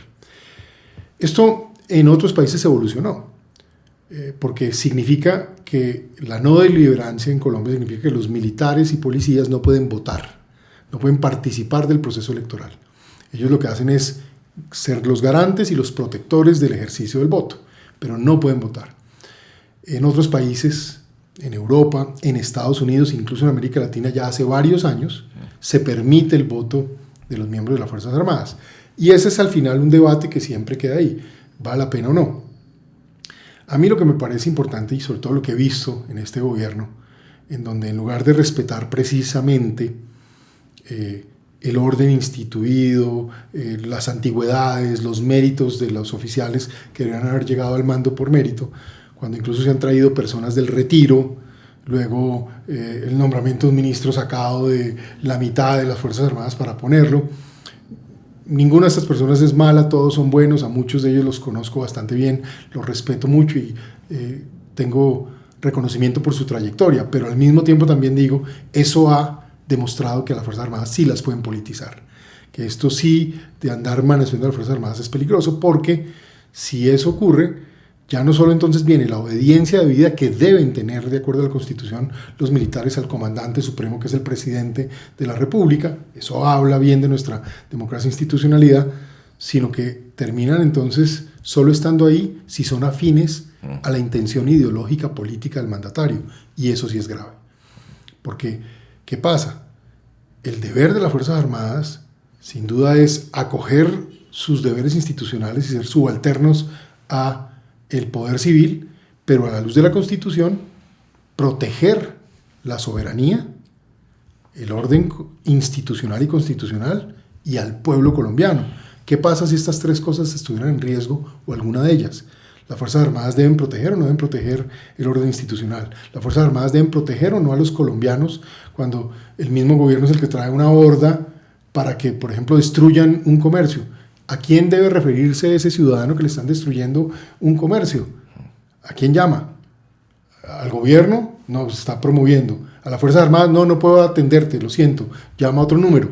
Entonces, cuando eso pasa, vienen procesos de deterioro en la soberanía de las armas, que es lo que le ha pasado mucho a Colombia. Entonces la gente empieza a pensar, no, entonces yo me defiendo por propia mano. Pues no puede ser, eso es violar la ley. Pero si no hay quien lo defienda, esos comportamientos empiezan a generar interpretación. Hay que ser muy cuidadosos con eso. Yo sí creo que es clave y ha sido bueno para Colombia tener unas Fuerzas Armadas no politizadas, y no hay que permitir que eso ocurra, pero hay que respetarlas entonces, no manosearlas, maltratarlas o abusarlas como yo veo que ha venido pasando. Este tema que usted decía ahorita de cómo se entendía el rol de las Fuerzas Armadas, en tanto eso es un problema de guerrilla, eso es un problema de las Fuerzas Armadas, casi como si fuera una entidad separada del resto del Estado, de la sociedad. ¿Usted cree que puede venir como de el origen puede ser como esa concepción liberal de separación, de no deben estar metidas en este mundo? Porque uno sí nota, y por ejemplo, lo hablaba yo con algunos entrevistados de Venezuela, que siempre anotaban el hecho de que las fuerzas armadas en Venezuela son omnipresentes en la sociedad, y era muy común, no sé, en restaurantes veían todo el tiempo, se encontraban con los militares, los políticos, y hay cierta idea, por lo menos es una percepción mía y sé que de mucha gente de mi generación y de mi origen económico y tal, de que no hay tal cohesión con las Fuerzas Armadas. Sí parecen que viven en un mundo alterno, en una sociedad alterna. Yo no sé si eso es clasismo, no sé qué es, pero en todo caso, como si fueran un ente aparte, un combo aparte. Y no sé si de ahí también viene, y discúlpeme esta pregunta tan larga, pero bueno, a veces sí, un viernes 8 de la mañana le pega a uno duro. Yo no sé si de ahí viene también esta no reconocimiento de la labor y del sacrificio de estas personas. Por supuesto, el ejemplo, y ya con esto cierro, el ejemplo obvio es, pues, y tal vez no es comparable, pero usted va a Estados Unidos y la manera como la sociedad mira a sus veteranos y a sus militares es otra dimensión y es otro nivel de respeto que, por supuesto, aquí ni cerca estamos de eso. No, pues su pregunta tiene muchos ángulos. No, y está muy buena porque hay muchos ángulos y muchas cosas que mirar. Yo comienzo con el tema de Alberto Lleras. Yo soy un admirador y quizá alguien que le parece que hay que emular un poco la visión y el liderazgo de Alberto Lleras como hombre de Estado. Eso es lo que un país como Colombia necesita más personas de Estado, más hombres y mujeres con esa integralidad, esa formación, esa educación y esa trayectoria para poder sacar adelante el país a partir de la ética y de la vocación de servicio, porque lo público es un servicio. Pero sí creo que lo que él planteó en ese momento, algunos lo interpretaron de forma errada. Y por eso le contaba yo al principio que una de las cosas que pasó en Colombia versus América Latina es que el problema de las guerrillas en toda América Latina, porque en todos los países hubo una guerrilla, la solución fue un gobierno militar que terminó obviamente cruzando los límites de los derechos humanos y bueno, todo lo que pasó en el continente está documentado. En Colombia no. Y en Colombia entonces la solución fue, ese es su problema, pero yo no le voy a dar los recursos. No le doy el presupuesto, no le doy los hombres, no le doy los equipos, pero es su problema. Entonces eso fue muy malo para Colombia. No haber encontrado ese equilibrio de la independencia, digamos, desde el punto de vista profesional, pero ese liderazgo que se probó después, que a partir de final de los 90 y a lo largo del siglo XXI, por lo menos hasta hace unos años, había esa hermandad, ese nexo entre el poder civil y el poder militar, precisamente al servicio del pueblo colombiano, sí, que fue muy importante. La otra parte que le diría es, yo sí creo que el pueblo colombiano masivamente quiere mucho a sus Fuerzas Armadas. Las Fuerzas Armadas no son otra cosa que el pueblo en armas. Casi que no hay un colombiano que no tenga un amigo, un pariente o alguien conocido que fue, es o será miembro de las Fuerzas Armadas. Porque están por todo el país. ¿Qué pasa? Son muy de base popular. Las Fuerzas Armadas son del pueblo, son casi todos estos muchachos, soldados, policías, vienen de los estratos 1, 2, máximo 3, la oficialidad muy en ese mundo. Entonces son muy representativos, sí, del colombiano promedio. Las clases más altas de Colombia, las más pudientes, la crítica que yo haría es que siempre vieron las Fuerzas Armadas como un sector allá, sí, y no promovieron mucho que sus hijos fueran miembros de las Fuerzas Armadas. Sí hay casos. Hay oficiales que vienen también de esos estratos, pero son casi que contados con los dedos de la mano. Sí. Y eso sí hace que ciertos niveles de liderazgo hayan visto a las Fuerzas Armadas como aparte, como allá esos que prestan el servicio. El sacrificio. Nadie quiere entregar un hijo para una actividad donde el riesgo de morir es muy alta. Y en un país donde las Fuerzas Armadas se han ido a frentear, confrontar, a poner el pecho, y como se dice el cuero por Colombia, pues muchos han muerto o han quedado heridos con básicamente huellas para su cuerpo para siempre. Entonces seguramente el que tiene una familia pudiente y puede mandar al hijo a otra cosa, lo empuja a otra cosa. Pero sí es muy importante que esto se vuelva a acercar más. Por último, el último factor que le diría es la diferencia entre las guerras externas y las guerras internas. Es que en la guerra externa hay una unidad, hay un consenso, hay un enemigo común a todo el mundo que hace que esas Fuerzas Armadas pues sean vistas como al servicio de todos. Sí. Cuando hay una guerra interna, las Fuerzas Armadas tienen el papel de presionar y hacer acciones directas contra grupos armados que también provienen de la sociedad. Esos también tienen padres, hermanos, hijos, y obviamente cada vez que una persona se pierde, pues se generan unos resentimientos.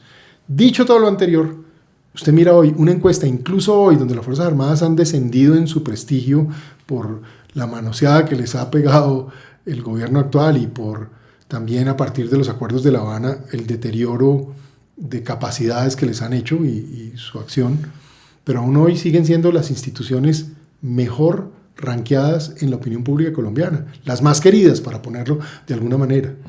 En el tiempo que yo fui ministro hubo momentos en donde llegaron a tener cerca del 80-85% de reconocimiento y de aprecio por la sociedad colombiana. El pueblo colombiano sí sabe de su sacrificio y lo agradece, pero sí sería muy importante que haya más ese sentido de pertenencia y de amor por estas instituciones. Sí. Ya vamos cerrando, entonces déjeme cerrar con temas álgidos. Yo creo que otro de los temas innegables que ha golpeado la imagen de las Fuerzas Armadas es el de los falsos positivos. Cuénteme su entendimiento del tema, cómo lo vivió. Está usted de viceministro cuando estalla, digamos, el escándalo y hay que se hace una depuración importante en las fuerzas. Sí. Eso lamentablemente es algo que empieza a suceder a partir de tener a unas Fuerzas Armadas enfrentando un enemigo irregular sin las capacidades necesarias. Lo que quiero decir es que posiblemente ese escándalo es uno, pero hay una dificultad que viene de años, y es dejar a las Fuerzas Armadas luchando de igual a igual con grupos armados, cuando había era que dotarlas y darles esa superioridad en su momento para que hubieran podido ser efectivas, como digamos quedó demostrado que podían serlo si se les dotaba bien. Lo segundo, el hecho de dar, si se quiere, reconocimiento, no a generar protección, estabilidad y seguridad, sino en un momento dado a quien dé un golpe, pues crea posiblemente algunos estímulos perversos. La realidad es que las guerras son un desastre y en el mundo ideal nunca deberían ocurrir. Lo triste es que ese mundo ideal no existe en ningún momento de la historia de la humanidad. Siempre seguimos en guerras y en situaciones de ese estilo. Entonces, ¿qué pasa? La guerra genera y saca lo peor de los seres humanos, en el sentido de que es un instinto de supervivencia, es un instinto de algunos aprovechar condiciones. Nada de esto justifica, y menos si es una institución del Estado. Y por eso había que ser muy duros en castigar y perseguir a aquellos que cometieron homicidios, crímenes que de ninguna manera podían estar justificados en ninguna doctrina ni en ninguna política. Y de ahí que eso se da de esa manera. Creo que es un episodio muy doloroso, primero para las Fuerzas Armadas, por el hecho. Ahora, también le digo lo siguiente, lo que yo he notado es que después de ese episodio hay sectores, obviamente, afines a grupos armados, con ideologías radicales, colectivos, etcétera, que aprovecharon eso para luego endilgar todos los esfuerzos de seguridad, cualquier golpe contra el grupo criminal, y tratar de convertirlo en un hecho delictivo. Y eso sí es lo que llaman guerra jurídica, y eso no está bien. Hay que castigar al que viola la ley, y con más firmeza y fuerza si es una institución, un hombre al servicio del pueblo, del Estado, pero al mismo tiempo no se puede permitir este juego perverso de falsas acusaciones, de querer convertir incluso cualquier acción que se haga contra un grupo armado con herramientas de guerra jurídica como un hecho de acción criminal. Sí. Y ahí hay que ser muy cuidadosos, porque sí hay mucho de esa campaña también de desprestigio, aprovechando las malas acciones, queriendo ahora convertir todo en eso, ¿no? ¿Qué tan incómoda fue su posición en el Ministerio de Defensa ya como ministro, teniendo en cuenta que usted viene de por supuesto, bagaje militar, conoce mejor que nadie todos los esfuerzos, todos los sacrificios, toda la estrategia para ganar una guerra que se hizo, y al mismo tiempo estar como ministro de Defensa cuando se estaba negociando este acuerdo de La Habana, con el que usted ha sido bastante crítico? Como estudioso de la guerra, como persona que conoce todos estos temas a fondo, como persona de Estado, como persona que conoce además la economía, la sociedad, yo conozco este país de esquina a esquina. No hay ciudad capital, departamento que no haya estado, y cerca de 700 municipios, casi todos los parques naturales, en fin. Conozco nuestro país y lo conocí desde niño, por la vida misma que me tocó, recorrí, viví. Luego, ¿qué más quiere uno como sociedad? Vivir en paz y reconciliados. Luego, yo nunca me opuse a la idea de que, dado que ahora el Estado era superior y venía golpeando estos grupos y los veníamos básicamente destruyendo textualmente, había un momento apropiado para hacer una negociación. ¿Cómo? Desde la fuerza, desde la ventaja. El pueblo colombiano, gracias a sus Fuerzas Armadas y representado en un gobierno, podía negociar con una organización criminal el fin de sus acciones y ver cómo se generaba un modelo de reconciliación.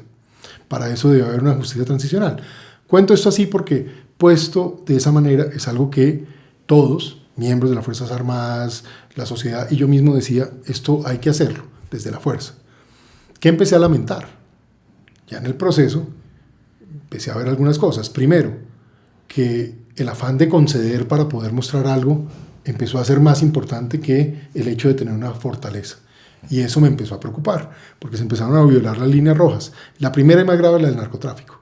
Querer convertir al narcotráfico en delito político, luego suspender la acción de lucha contra el narcotráfico en las áreas críticas, lo único que iba a generar era una recuperación de la criminalidad en Colombia.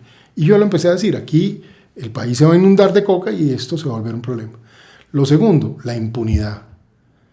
Siempre en una negociación hay algún nivel de impunidad, pero cuando es absoluta, entonces usted tiene hoy unos tipos que fueron senadores, congresistas, ya van para 8 años, y básicamente es un tribunal donde ellos van, denuncian, pero no pasa nada. Y en cambio se ha comenzado una persecución muy fuerte contra miembros de la fuerza pública, etcétera, y pareciera que esa es la única, el único castigo o el único grupo que merece un poco atención. Eso no reconcilia, eso exacerba. Entonces es otro factor de confrontación y de fricción hoy que tiene el país.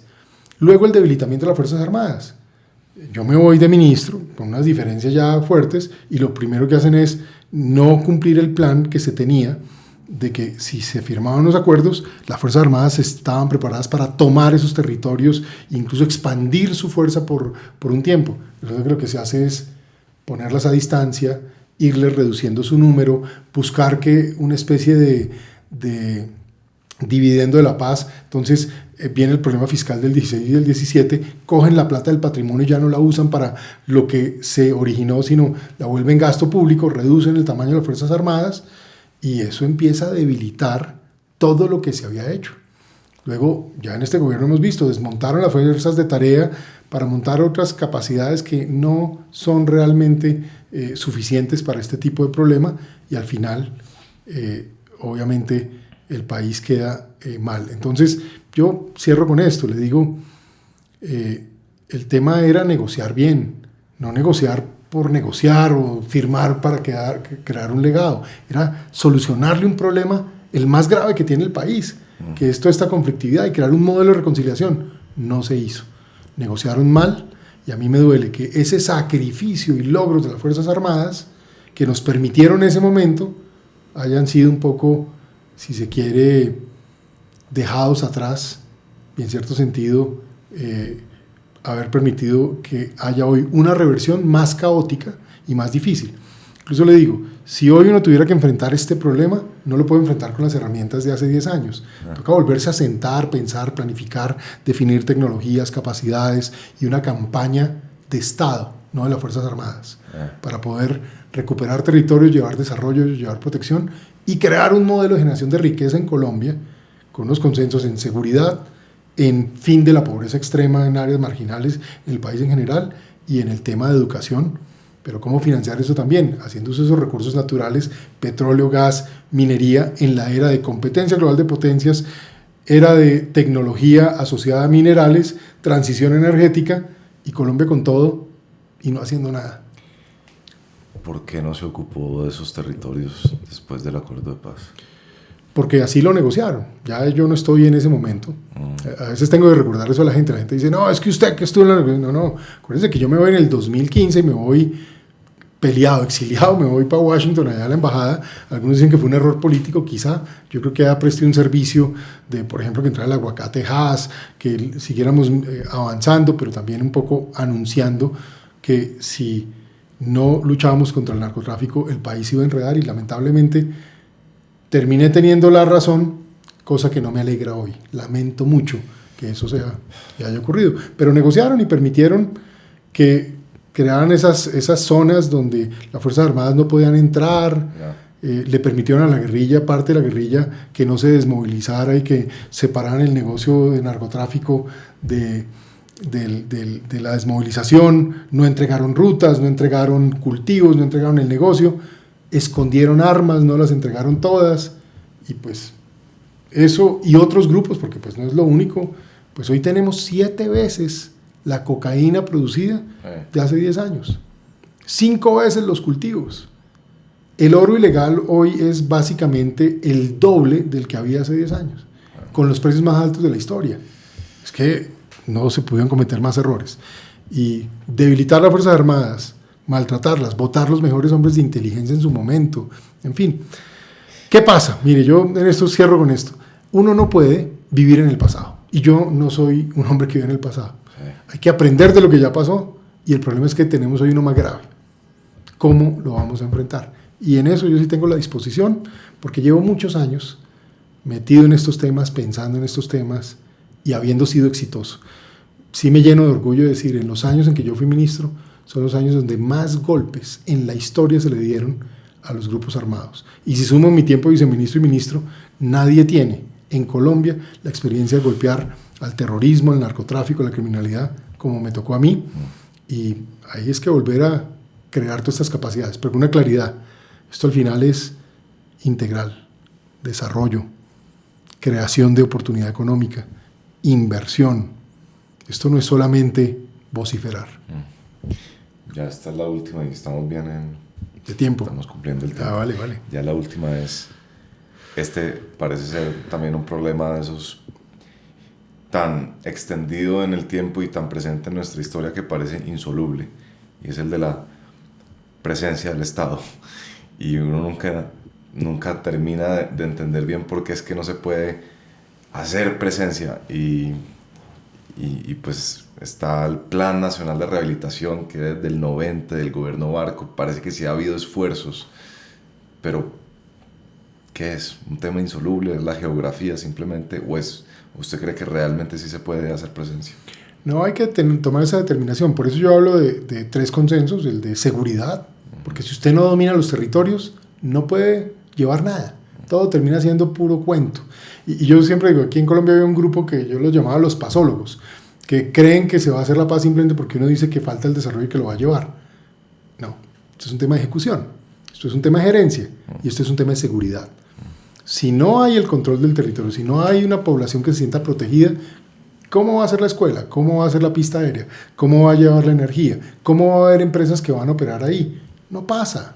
Solo opera y termina liderando y adueñado el territorio el criminal que domina la población y domina el territorio, porque no hay quien le compita. Entonces hay que volver a recuperar todo el territorio. Y si hay que ser justos en algo, ¿cuándo lo hemos hecho? Quizá nunca. Entonces ese es un reto generacional. Pero otra vez, el dominio no es solo por la fuerza. Viene el tema del consenso por el fin de la pobreza extrema. ¿Dónde está la pobreza extrema? Que más o menos en Colombia es 10-11%. Casi toda en las áreas llamadas marginales de Colombia, que es donde está la presencia del dominio de los grupos criminales. A ellos les interesa la pobreza extrema, porque al final es coger al pobre campesino, volverlo raspachín de coca y cultivador de coca, o volverlo allá un barequero para sacar pepitas de oro.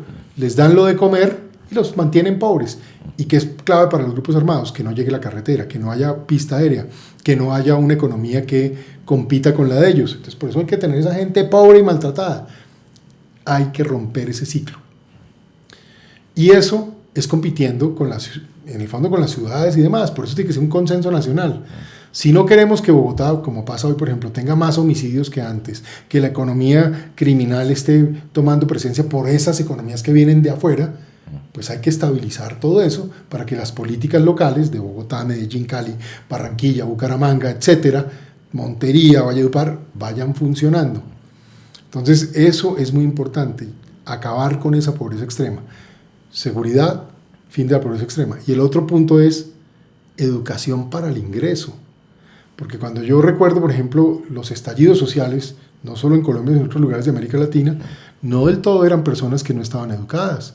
Eran personas con bachillerato, incluso con estudios universitarios, pero estaban bravos y frustrados, claro, porque a pesar de su esfuerzo terminaban haciendo trabajos que serían el mismo si no hubieran estudiado. Entonces se sentían traicionados, maltratados. Hay que hacer un gran esfuerzo porque el mundo además está en un avance tecnológico, quizá el más importante en dimensión de la historia de la humanidad. Y por lo mismo se está generando un desequilibrio de ingresos enorme. Si nosotros no preparamos a la sociedad colombiana para participar de esa economía, realmente nos vamos a seguir empobreciendo. Les recuerdo este dato: si Colombia sigue creciendo al 2% promedio, que es lo de estos últimos años, nos va a tomar 50 años en duplicar el ingreso per cápita. Eso significa que en 50 años vamos a tener el ingreso de Chile. Si somos capaces de crecer al 5% a partir de estos consensos y de aprovechar nuestros recursos naturales sin miedo, de manera sostenible, el país puede crecer al 5%. En 10, 12 años duplicamos el ingreso. No podemos seguir condenando el país a este proceso de pobreza y atraso. Sin duda no podemos. Juan Carlos Pinzón, muchas gracias. Hombre, muchas gracias. Encantado de haber estado aquí.